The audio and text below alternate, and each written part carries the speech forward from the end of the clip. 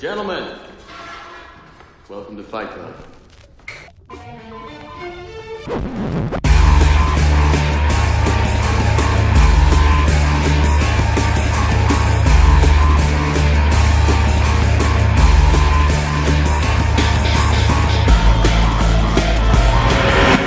Fight Club, a 1999 movie based on the homonym novel of 1996 wrote by Chuck Palahniuk. It was one controversial movie which shocked the critic during the premiere of the 56th Film Festival of Venice. Many hated it, others loved it.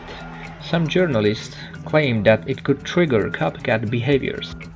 Has some area teenagers organizing underground fight clubs. Despite its huge success at the premiere, when it reached theaters, it didn't sold out, especially in North America.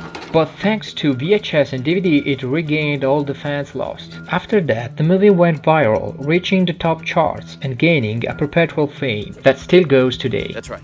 We often discuss which is better between the book and the movie. Today we'll see the differences between them.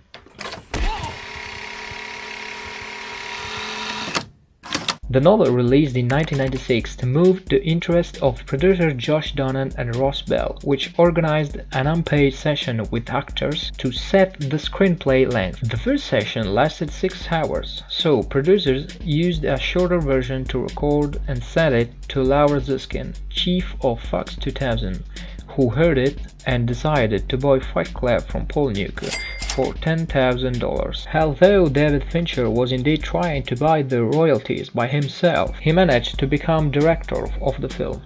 This movie was supposed to represent a coming of age using the archetype of a man in his 30s with no future prospects and hopeless. He's confused and enraged.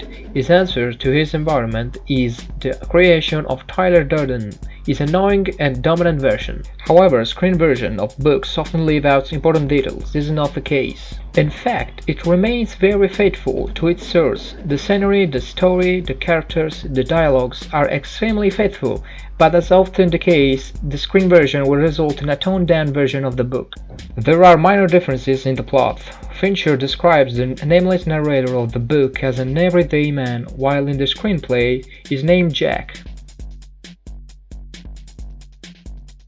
When Jack meets Tyler for the first time in the book, he finds himself on the beach, while Tyler is building a gigantic wooden end. In the film, the narrator meets him on a plane, returning from a business trip. They both have the same suitcase. Next, once the narrator's apartment explodes, Jack calls Tyler from the lobby. In the movie, Jack calls from a phone booth and calls Mara first. He hands up to hang the phone, and only after he calls Tyler. Then in the book, the narrator meets up with Tyler in a bar to ask him if he could stay at his place. In the film, Jack is too insecure to ask him, until it will be Tyler himself to ask him. Speaking of Tyler, both versions of the book and the movie differ in some points. Even if the dialogues remain intact, movie Tyler appears to be more charismatic. Indeed, his success among the viewers is visible on the internet thanks to the numerous gadgets that resemble the film, such as clothing and famous soap bars. Fincher himself said he wanted Tyler to be loved by the viewers and not to miss him when he's off stage. The ideology behind Pitt's version of Tyler is still very strong as it is in the book, but with no so destructive ideas. Indeed, in the film, he doesn't intend to kill anybody. We're not killing anyone, man. We're setting them free. While in the book, he organizes to deliver a bomb to kill Jack's boss. In the movie, he tries to change a clerk's life by threatening him with an unloaded gun. In the book, he directly asks for 12 human sacrifices. Or for instance, during the chat at the bar, Tyler confessed that he wants to free society and give it back to people. In the novel, it's quite clear that it'll be Tyler to dominate the new society. This let us know that Tyler's movie version is more reasonable than the book version, but it still remains a dangerous terrorist. In the book, when Tyler asks the narrator to hit him, Tyler gets hit in the neck, while in the movie he gets hit in the ear. Motherfucker! In the movie, Jack and Tyler play golf near the Paper Street house. Later on, they'll discuss which famous personality they will fight in a match. Both of these things didn't happen in the book. In the novel, Jack reads Joe's body parts, while in the movie, it's Jack's body parts. I am Jack's Poland. Chloe asks for sex in front of the support group, while in the book she asks it to the narrator directly.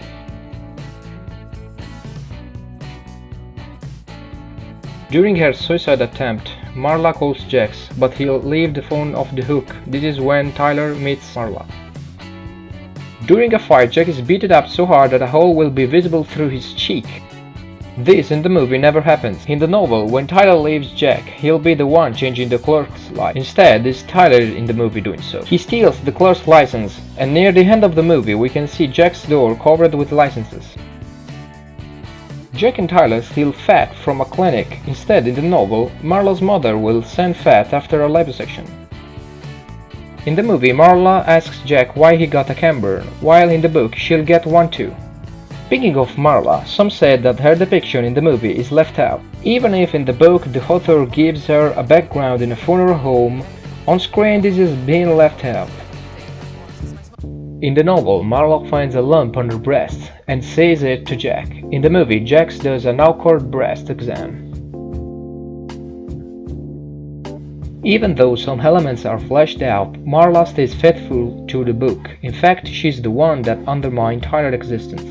Jack sees her like a goal to reach. For Tyler, she's just a side girl.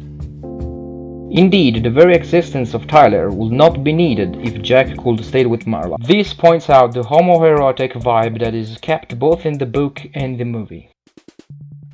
Jack can't stand that Marla is taking up all Tyler's time. And of course, Angel Faith's presence gets things even worse when Tyler lavishes Angel with compliments. Jack, in a rush of jealousy, beats his face into pulp. Jack's emotions towards Tyler are very strong. In fact, afterwards he says, I felt like destroying something beautiful. In the novel, Jack is a willing participant of Project Mayhem, while in the movie he is terrified how the project exists with him knowing nothing. He has a confrontation with Tyler about that while he is playing a chicken game, driving at full speed. In the book, a member of Project Mayhem is driving. In the film, Bob is killed while he was going to destroy a corporate piece of art in a coffee shop. In the book, he dies while stealing money. However, the hints given about Tyler's presence are foreshadowed both in the movie and in the book very cleverly. Indeed, Polniuk tells in the novel about Jack's first fights with Tyler, and how they reminded him of fighting with himself, or if it's possible to wake up in a different body. To get rid of Tyler, Jax will keep fighting in the fight clubs, until he goes to Marla and asks her for help. In the movie, Jack put Marla on a bus to keep her safe. Only later on we'll see Tyler fighting with Jack in the building where he wants to see the financial district crumble. This leads us to the end. While in the book Jack shoots himself in cheek in front of Marla, on screen he does it with Tyler. Later Marla will show up again, however the endings differ drastically. In the book the plan is to make a giant skyscraper fall on top of a museum, so Tyler can make himself a martyr and kill Jack.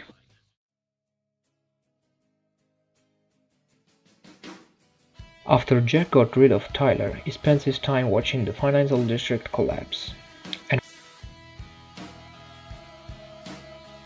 finally, he justifies himself saying to Marla, You met me at a very strange time in my life. and this is how the movie ends, with the view of the public debt going to zero, and a penis. We finally reached conclusions, and we can say that there are either winner nor losers. Both the movie and the book are very faithful, and they both do it with their style. Tyler's plans in the book doesn't go well, but Jack finds himself in a sanitarium, ending up to be dominated by Tyler's personality. This ending appeared to be too depressing for theaters. Indeed, even the writer, after numerous interviews and meetings with fans, said that he preferred the Fincher version. My thoughts about this are irrelevant, but it fills me up with trust knowing that a very good screen adaptation is out there, knowing that the topics treated are more actual than ever.